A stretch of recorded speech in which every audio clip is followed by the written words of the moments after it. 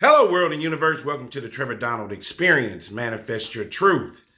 And in today's time, we are in a political atmosphere today that is colored with high emotions and very little rational thinking behind what party to belong to, whether it's Democrat or Republican. And I say vote with your head and not your heart. Use your brain, your eyes, and your ears to make a thought-provoking decision on who to vote for, and don't vote based on identity politics or name recognition or just because you're black. And since the late 50s, the early 60s, black people have historically just voted Democrat no matter what because their grandmother, their grandfather, their father, their uncle, their mother voted Democrat. I think that is the worst way to vote, and that's voting based on ignorance. You should be well informed and knowledgeable about how to use your vote and its power. But let's talk about some of the stereotypes. So the stereotype in today's time, the Democratic Party, heavily African American, heavily black in today's time. But that is not the historical preference or reference that we have based on our history books. So let's talk about the misnomer about the Republican Party, because blacks were Republican before Democrat. So let's talk about this misnomer about the Republican Party and how it got started. And surprisingly, who helped start the Republican Party in Texas back in 1867? And guess who was integral in the development of the Republican Party? Black people. The Republican Party were advocates. People don't know this. The Republican Party were advocates for public education. That means our public schools throughout our country that educate the majority of our children in the United States. They were advocates for labor rights and opportunities for freed men.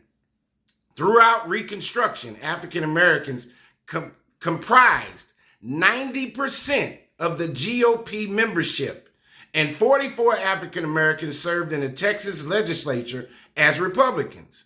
In conclusion, the Texas Republican Party was born as a genuinely biracial coalition during one of the most radical democratic experiments in American history. And black Texans were not just participants, they were its driving force and foundation for the Republican Party.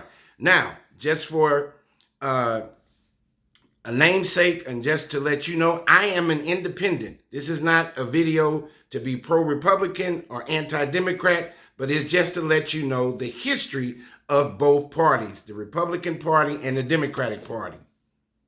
So let's get into the context, the congressional reconstruction. The Republican Party of Texas originated in the spring of 1867 as Texans responded to the Congressional Reconstruction Act passed on March 7th. That act required the former Confederate states to fashion new governments and extend the rights to vote to all adult males without regard to race, color, or previous condition of servitude.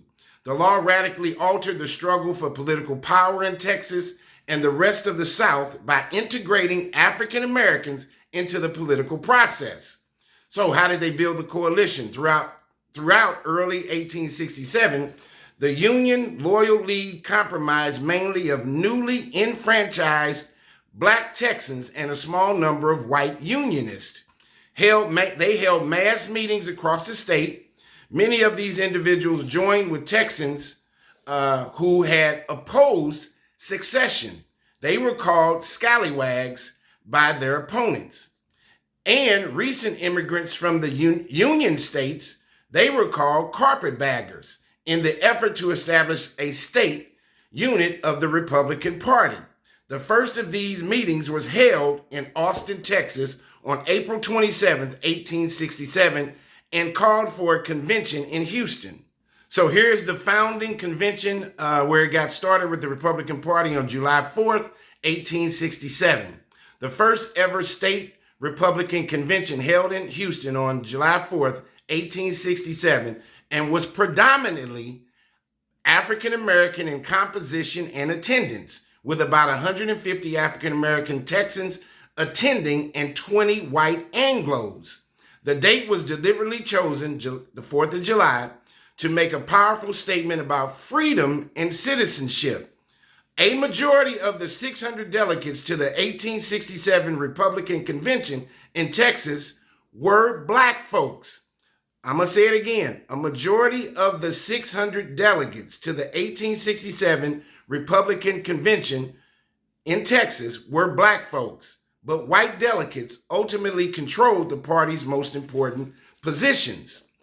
What did the party stand for? In its first platform, the party advanced an appeal based upon loyalty to the Union and the interest of race and class. The platform endorsed the National Republican Party and Congressional Reconstruction, demanding the removal of all civil officials who had participated in the rebellion. Pursuing blacks and poor white voters, the convention called for a homestead law that would appropriate parts of the public domain to settlers without regard to race, and for a public school system for all the children of the states to attend. Republicans advocated for public education, labor rights, and opportunities for freed men. So who led the movement? Republican leadership came primarily from among antebellum and wartime Texas Unionists, many of whom were supporters of Sam Houston, recent immigrants from the North and newly enfranchised black Texans. John L. Haynes, the popular commander of the 1st Texas Cavalry of USA, became the party's first executive committee chairman. Now, what was the black impact, and how was the black impact? How enormous was it?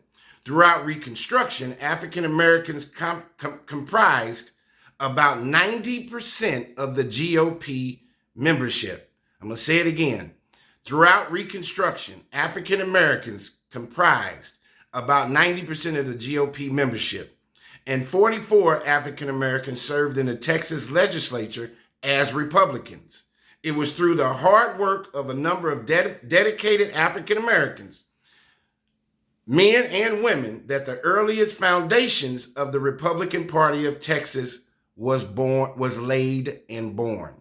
The second state GOP chairman, Norris Wright Cooney, an African American from Galveston, Texas, who led the Republican Party from 1883 to 1897, is said by state historians to have held the most important political position given to a black man of the South in the 19th century.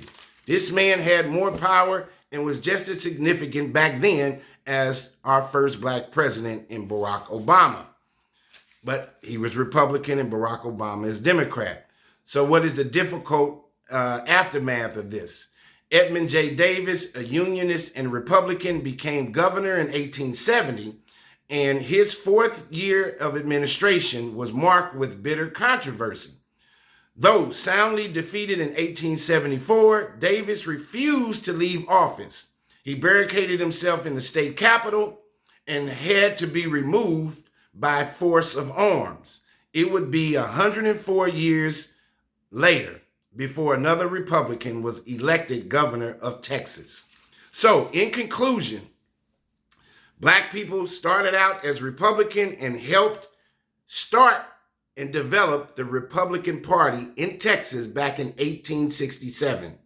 Democrats were Southern racists who wanted to maintain slavery during that time, during Reconstruction, and help develop the Ku Klux Klan. Let's know our history, people.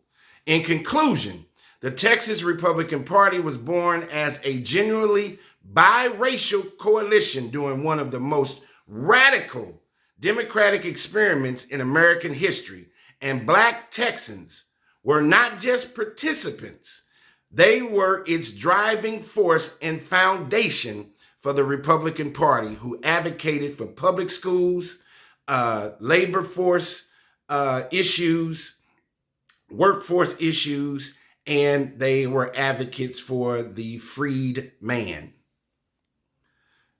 Tell me what you think.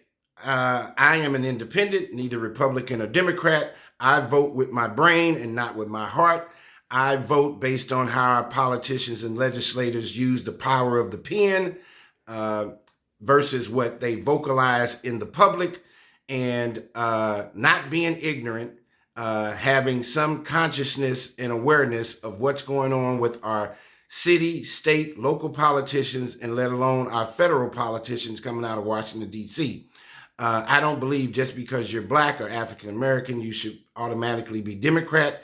You have the option. This is a free country where you should have a free mind and a free consciousness to do what you want, and you shouldn't be pressured to vote based on identity politics, family politics.